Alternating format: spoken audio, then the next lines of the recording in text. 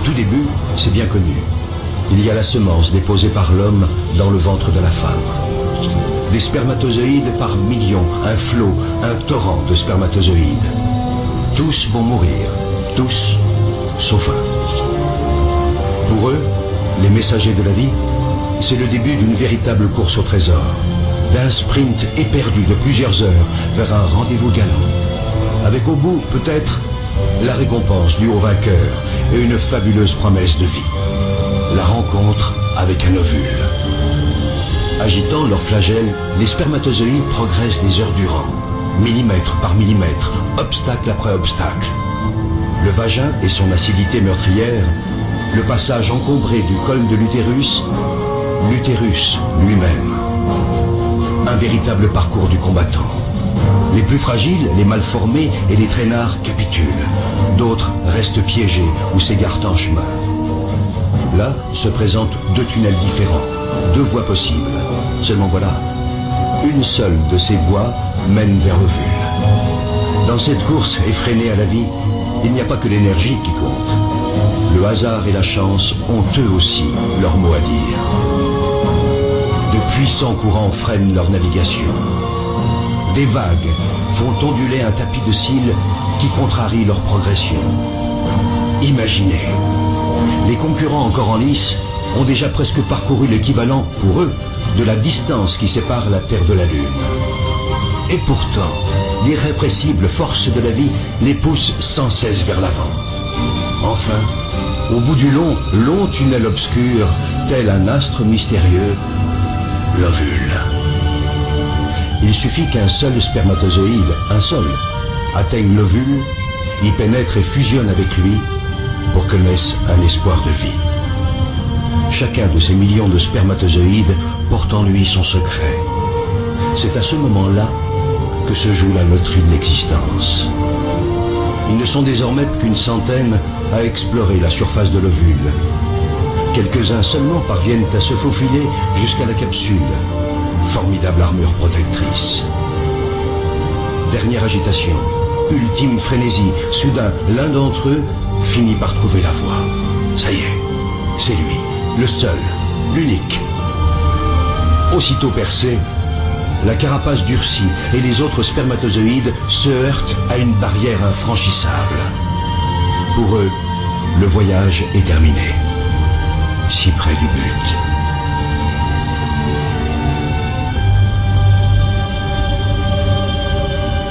Pour le vainqueur, le périple continue.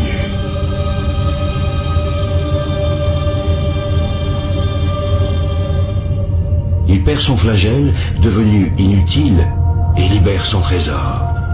Le patrimoine génétique de Manu s'unit à celui de Barbara. De cette union va naître une cellule unique au monde. Rêve d'amour, fruit du désir, et déjà esquisse de vie. Un œuf. Dès cette seconde, tout est déjà écrit, ou presque. Et puis le processus s'accélère. Une nouvelle vie s'organise. Une nouvelle aventure commence. L'œuf, instantanément, se divise en 2, puis 4, 8, 16, 32 cellules identiques. Il entame en même temps un lent et long voyage. Au 3e jour de son expédition, il plonge dans une immense grotte qui lui sera bientôt familière, l'utérus. Au 6e jour, l'œuf sort de sa coque et se pose délicatement sur la paroi de ce très accueillant refuge. Il se construit un nid où, sauf imprévu, il a élu domicile pour 9 mois. Au fur et à mesure que l'œuf s'enfonce dans la paroi souple de l'utérus, il se transforme de façon radicale. Il commence par élaborer des connexions avec son environnement. C'est le futur placenta, une plateforme d'échange permanent avec le corps de Barbara. Simultanément, au centre, un disque se dessine. L'œuf se transforme et devient l'embryon. Âgé de 14 jours, il n'a pas encore la taille d'une tête d'épingle. Quelques jours plus tard, l'embryon s'est considérablement épaissi. Il repose maintenant au centre de 2 poches remplies de liquide. Une incroyable cascade de transformation l'agite. Cela commence par la formation du système nerveux. Sur son dos, une gouttière se creuse, puis, comme un ourlet, elle se referme sur toute sa longueur et devient un tube. C'est la future moelle épinière. Et ces deux bourrelets géants, ce sont les futurs hémisphères cérébraux. Pendant ce temps, l'embryon s'est enroulé sur lui-même. Un cœur rudimentaire prend lentement forme, des vaisseaux se dessinent. Le système circulatoire du sang s'ébauche. Au fur et à mesure de sa croissance, l'embryon ressemble d'abord étrangement à un poisson, puis un peu plus tard, à un batracien et enfin à un reptile. Tout cela est dans l'ordre des choses. L'embryon humain en formation passe par toutes les étapes de l'évolution des espèces. Il lui reste même encore une queue, qu'il perdra bientôt. En moins de 4 semaines, l'œuf est passé d'une seule à plusieurs millions de cellules parfaitement organisées entre elles. Car ce minuscule organisme est le génial architecte de sa propre construction. Attardons-nous un instant sur un phénomène mystérieux parmi tant d'autres. Une histoire de cœur. Un cœur qui bat. Toutes ces petites boules rouges, ce sont les cellules du futur cœur. L'une après l'autre, elles s'animent et se mettent toutes à pulser à l'unisson. Cette rythmique primaire, l'embryon n'a que 22 jours et mesure désormais 2 mm. Débute alors une nouvelle et spectaculaire métamorphose. 4 semaines scandées par une multitude de transformations vont modeler notre petit mammifère aquatique. Puisant via le placenta nourriture et énergie dans le corps de sa mère, l'embryon prend lentement forme humaine. La forme du visage s'esquisse et s'enrichit bientôt de 2 petits renflements sombres qui deviendront les yeux. Des yeux encore dépourvus de paupières, mais des yeux déjà.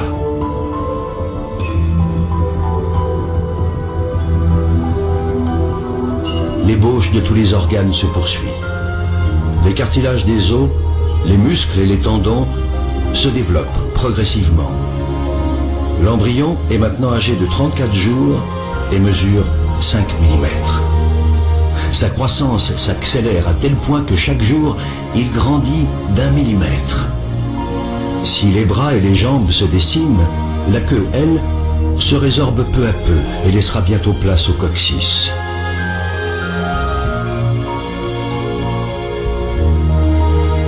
Les orifices de la bouche et des narines se sculptent. La nuque s'affine.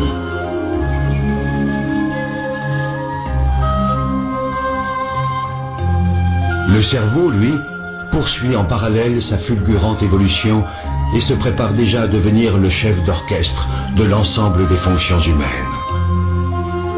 Le petit homme est âgé de 44 jours. Il mesure 17 mm.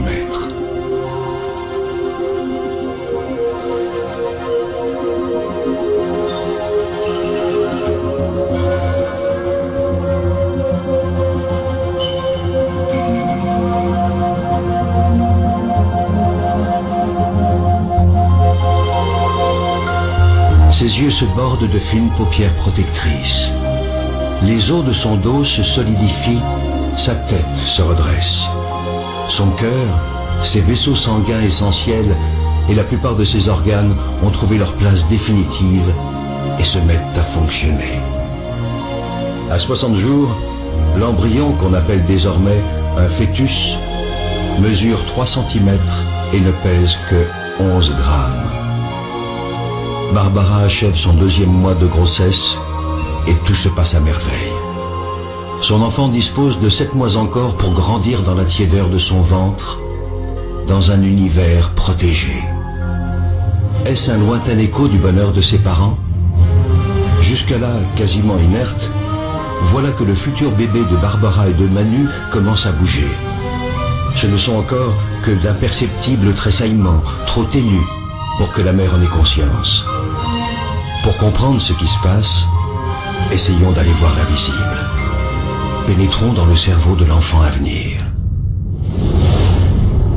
Ici, à chaque minute qui passe, des neurones apparaissent par milliers.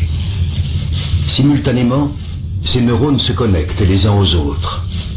Ingénieux agencement qui va permettre au fœtus de commander ses muscles et l'ensemble de ses organes. Les informations sont transmises sous forme de messages électriques et chimiques. C'est ainsi qu'à sa naissance, l'enfant de Barbara et Manu possédera plus de 100 milliards de neurones connectés les uns aux autres par 1 million de milliards de contacts. Même le réseau téléphonique ou informatique le plus sophistiqué du monde n'est rien en comparaison de cette formidable complexité du cerveau humain. Derrière cette fabuleuse machinerie, c'est le siège de l'esprit qui se développe lentement. Ici s'ancrera le goût du pain, de là jaillira le plaisir du verbe. Ici se déverseront les joies et les chagrins, et de là émergeront les rires ou la colère. Comme si l'écho de cette kyrielle de transformation résonnait en lui, le fœtus s'agite en tous sens. Mais Barbara, elle, ne sent encore rien. Le repas que Barbara vient d'absorber glisse le long de son œsophage. Dans son estomac, les aliments seront broyés et dissous en nutriments, sucre, graisse et protéines. Après bien d'autres péripéties digestives, ils rejoignent sa circulation sanguine.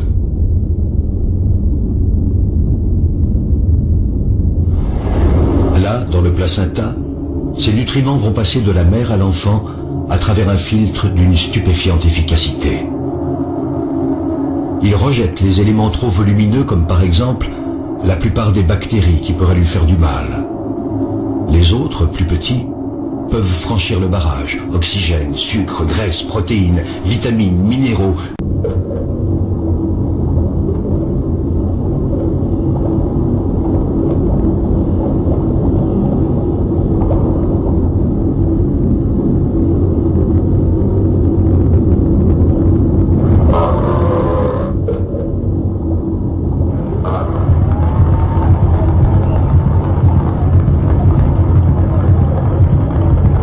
Heureusement pour lui, le fœtus possède son airbag personnel. C'est le liquide amniotique qui le protège des secousses et des chocs.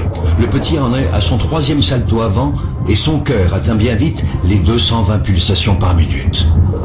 Mais dès que les pirouettes maternelles cessent, le bébé s'apaise à son tour et son rythme cardiaque redescend autour de 160 pulsations, ce qui est, malgré tout, le double de celui de sa mère. Une partie de la fumée que Barbara inhale parvient jusqu'à son bébé. Les toxines, en effet, traversent le filtre du placenta. Le fœtus est extrêmement sensible au tabac et il n'a aucun moyen de s'en protéger. La menace est considérable, car toxines et nicotine freinent le développement de l'organisme. Le bébé court donc le risque de naître trop petit ou avant terme.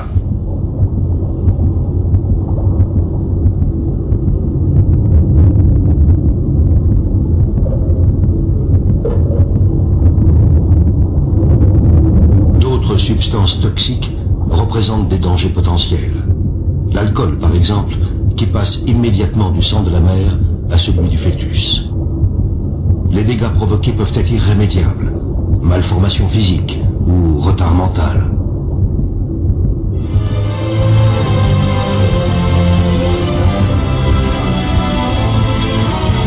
Le fœtus, à mi-chemin de son évolution, est encore bien petit. Ses organes sont déjà formés et en place. Désormais, ils vont se développer à un rythme constant et régulier.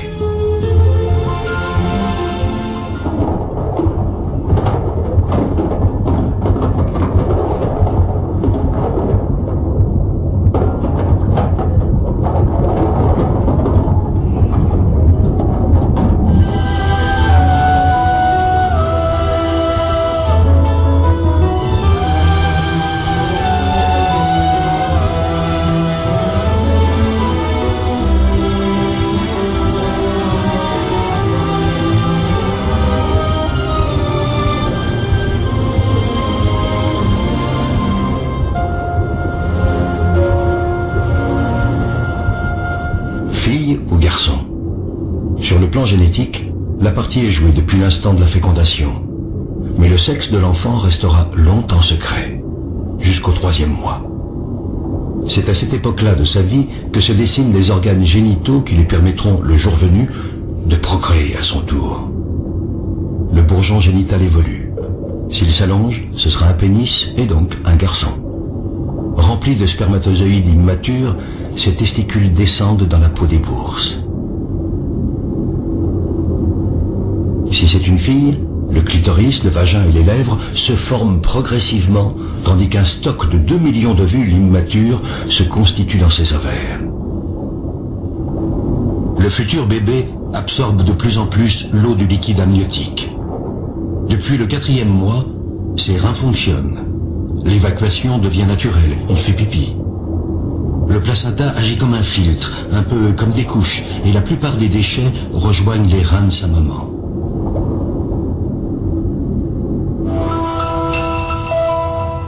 Grâce à l'échographie, le mystère est levé. Ce sera donc une fille. Rappelez-vous, le grand loto de l'existence. Le spermatozoïde de Manu était porteur du chromosome sexuel féminin.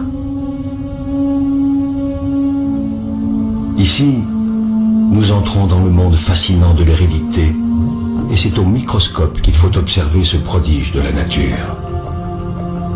Au commencement, à l'instant de la fécondation, la combinaison des patrimoines génétiques de Barbara et Manu a donné naissance à un œuf unique, portant toutes les potentialités de leur future petite fille. Ces caractéristiques sont inscrites au cœur des gènes et ces gènes sont enfilés comme des perles sur un long collier qu'on appelle l'ADN. Mais la magie ne s'arrête pas là. Chaque fois qu'une nouvelle cellule se divisera au cours du développement de l'embryon, puis du fœtus, l'ADN se reproduira à l'identique dans chacune des cellules.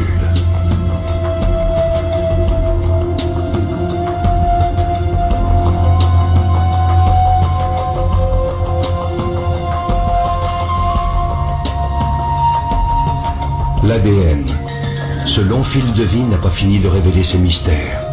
Il porte donc cette fameuse hérédité que les parents lèguent à leurs enfants. La couleur de nos yeux ou de nos cheveux, notre groupe sanguin, mais aussi nos forces et nos fragilités. Tout semble donc inscrit dans nos gènes. Mais nos combinaisons génétiques évolueront dans le temps, seront soumises à notre environnement. Beaucoup reste donc à écrire, et heureusement.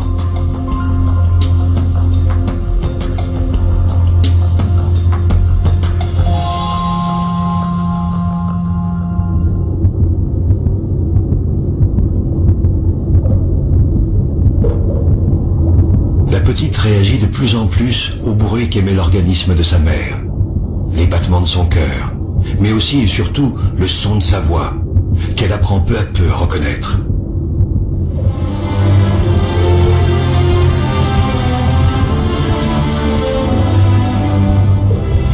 À 6 mois, l'ossification du squelette se poursuit encore. À sa naissance, le puzzle de son squelette comptera jusqu'à 300 pièces. Nombre de ces os fusionneront plus tard. Au final, à l'âge adulte, il y en aura 206. Les mouvements de Julia sont de plus en plus précis, amples, harmonieux. Elle ne se fait pas prier pour exercer ses nouveaux talents. La communication entre Julia et Barbara se fait chaque jour plus riche. Émotion, appréhension, joie et stress sont vécus à l'unisson.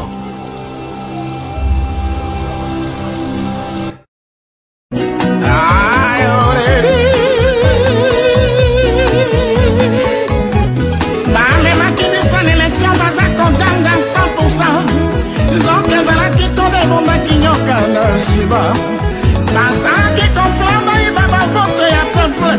Oh, babosana kiloba kwanza bezana Congo. Lelo sekele nyonso bomba